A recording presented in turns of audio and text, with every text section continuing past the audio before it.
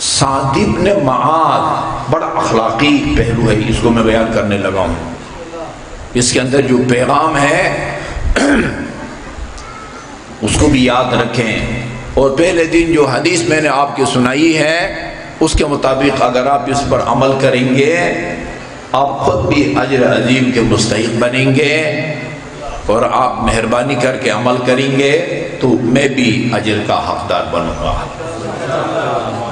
سعد بن معاذ، سعد بن معاذ، اس کی قبر میں جنازہ میں شرکت کی رسول خدا نے، اور قبر میں خود اترے، قبر میں خود اترے اور اتر کے اس کو سپرد خاک کیا، اور بعد میں لوگوں کو بتایا کہ سعد بن معاذ ایک روایت کے مطابق جنت البقیع میں دفن ہیں۔ سعد بن معاذ کے جنازے میں جبرائیل امین کی قیادت میں ایک روایت کے مطابق 70,000 اور دوسری روایت کے مطابق 90,000 فرشتوں نے شرکت کی۔ سعد بن معاذ، رسول خدا نے جبرائیل امین سے پوچھا کہ یہ کیا کرتا تھا زندگی میں، یہ کس عمل یا کس ذکر کے نتیجے میں اس کو یہ اہمیت ملی ہے کہ اللہ تعالیٰ نے تمہاری قیادت میں فرشتوں کے بھاری بھرکم وفد کو بھیجا ہے، جاؤ سعد بن معاذ کی جنازہ میں شرکت کرو۔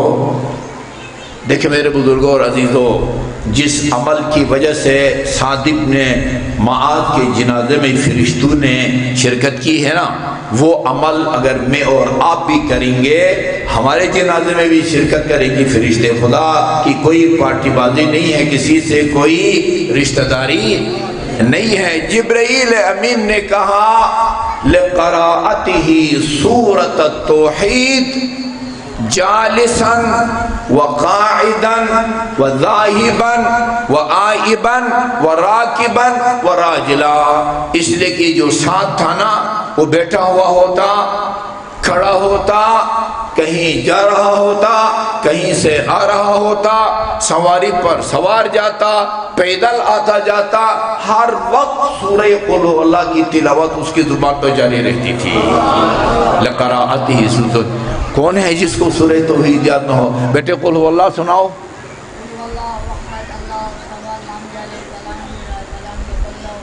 یہ دیکھو بھائی، ادھر بھی ان کو یاد ہوگی انشاءاللہ، ہر کسی کو یاد ہے۔ یہ زبان بندی نہیں ہے، زبان بندی، ہر کوئی ہر وقت یہ ذکر زبان پر جاری کر سکتا ہے۔ لقراءتہ سورۃ التوحید، اس سورہ توحید سے محبت کرتا تھا، بڑی فضیلت ہے اس کی۔ وہ ایک سریہ، وہ ادھر اردو والا سریہ نہیں جو اس امام بارگاہ کی تعبیر میں استعمال ہوا ہے، سریہ اس جنگ کو کہتے ہیں جس میں رسول خدا نے خود شرکت نہ کی ہو، کسی اور کی قیادت میں لشکری اسلام کو جہاد کے لیے بھیجا ہونا، اس کو سریہ کہتے ہیں۔ ایک سریہ کو بھیجا تھا دشمن کے مقابلے میں، اس کی قیادت علی کے پاس تھی۔ یہ 30 دن پتہ نہیں 40 دن جہاد کے بعد جب واپس آیا تو لوگوں نے آ کے رسول خدا سے، رسول خدا نے لوگوں سے پوچھا، ہاں بھئی علی کی قیادت یا علی کا کمان کیسا رہا؟ لوگوں نے کہا زبردست۔ میرا جملہ بھی مجھ بھی حق پہنچتا ہے نا، ایک جملے کا اضافہ کروں، میں کہوں گا اللہ نے علی کو پیدا ہی جنگوں میں قیادت کے لیے کیا ہے، لیکن مگر علی کا ایک عمل ہمیں عجیب لگا، بہت جو ہے نا، وہ لفظ پتہ نہیں مناسب ہوگا یا نہیں ہوگا، وہ لفظ اچھا نہیں لگ رہا مجھے۔ ہر بات پر اعتراض کرتے تھے، علی کے ہر قول و فعل پر اعتراض کرتے تھے، اور رسول خدا برہم ہو جاتے تھے، برہم ہو جاتے تھے، غضبناک ہو جاتے تھے۔ علی کا ایک عمل ہمیں عجیب لگا، کون سا عمل؟ کہا کہ یہ جتنے دن ہم وہ علی کے ساتھ رہے، ظاہر ہے علی کی پھر قیادت میں جہاں وہ جہاد کیا، ہم نے علی کی امامت میں نماز بھی پڑھی، علی نے پانچوں نمازوں کی دونوں رکعتوں میں، پہلی رکعت میں بھی اور دوسری رکعت میں بھی سورہ قل هو اللہ کی علی تلاوت کرتے رہے۔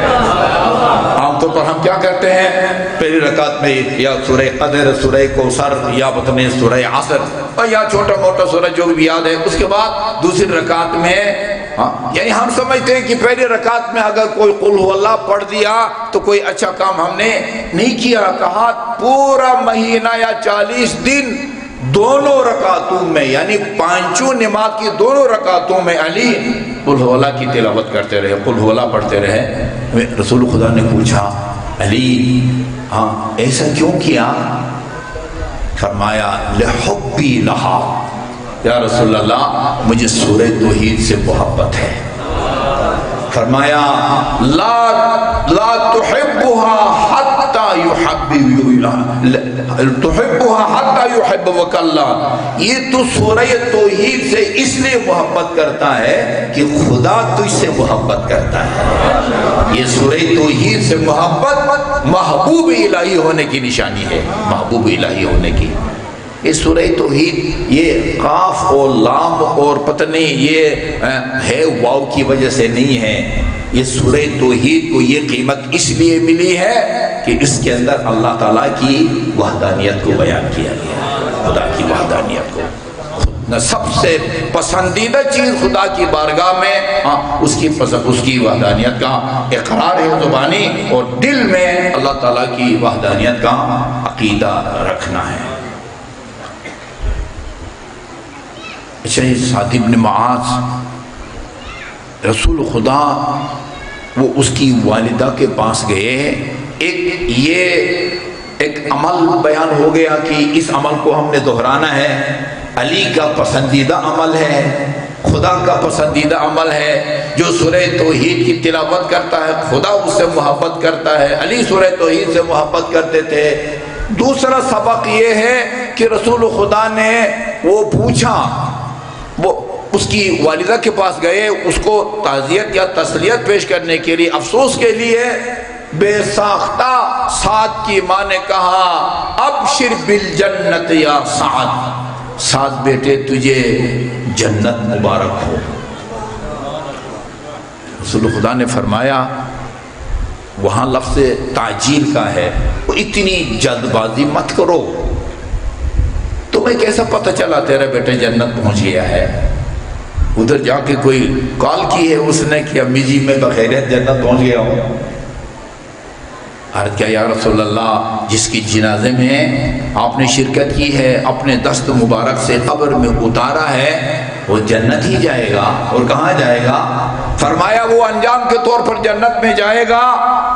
سبق یہ یاد رکھنا ہے ہم نے، مگر وہ ابھی اور اسی وقت وہ فشار قبر اور عذاب قبر میں مبتلا ہے۔ ٹھیک ہے سورہ توحید کی تلاوت کرتا تھا، اللہ کی اطاعت کرتا تھا، مگر ہر گناہ ہر برائی کا اپنا اثر ہوتا ہے، بندہ اس سے نہیں بچ سکتا۔ اس وقت وہ عذاب قبر میں مبتلا ہے، اس لیے کہ اہل خانہ کے ساتھ، والدین کے ساتھ، بہن بھائیوں کے ساتھ، ہمسروں کے ساتھ اس کا سلوک اور برتاؤ اچھا نہیں تھا۔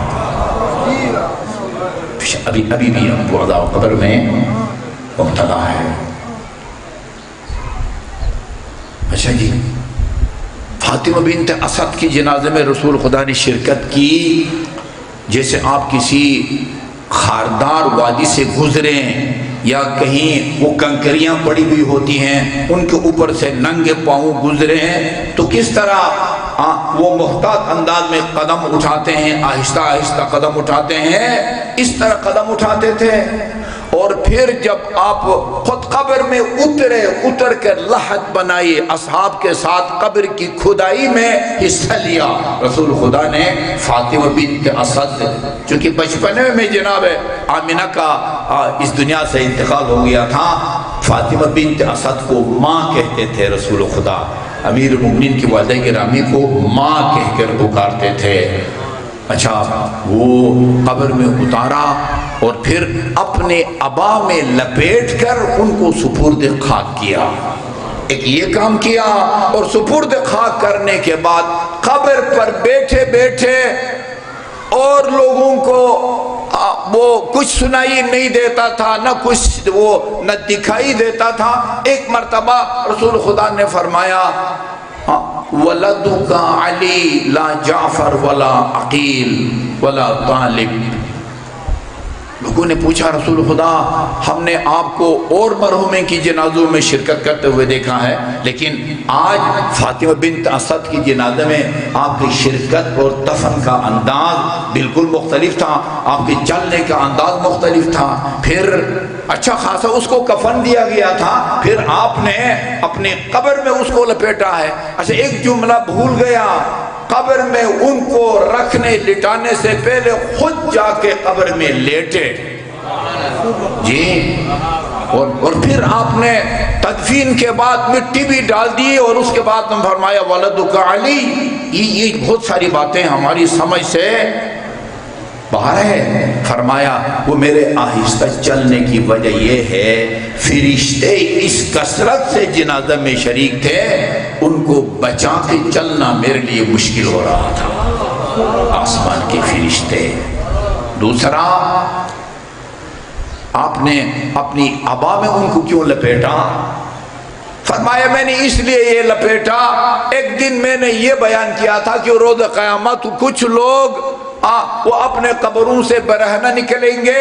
وہ گھبرا گئی تھی، رو پڑی تھی جی فاطمہ بنت اسد، ان کے بارے میں یہ تصور نہیں ہے۔ کہا مگر میری خواہش یہ ہے کہ جب روز قیامت اٹھیں تو ان کے بدن پر میری ردا ہو، اس وجہ سے میں نے اپنی ردا وہ میں لپیٹی ہے۔ قبر میں کیوں لپیٹے؟ یا رسول اللہ، قبر میں لیٹنے کی وجہ کیا ہے؟ اللہم صلی علی محمد وعلی محمد۔ اچھا ان کو قبر میں لٹانے سے پہلے خود قبر میں کیوں لیٹے؟